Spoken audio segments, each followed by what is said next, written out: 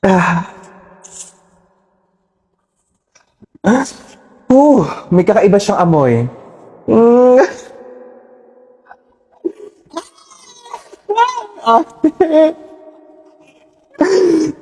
go!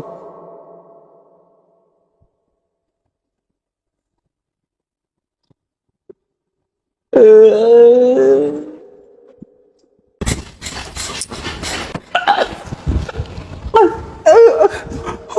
ate, alat.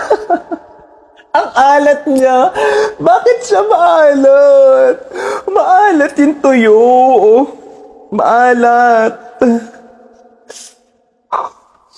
Isa pa. Isa pa, isa pa.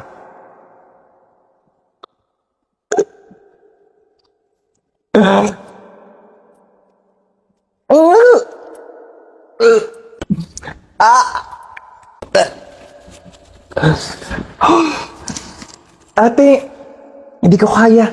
Meron siyang lasa na parang sobrang alat, na parang may asin-asin. Hindi ko alam kung ganito ba talaga to, lasa ng tuyo. Kasi ate, first time ko lang.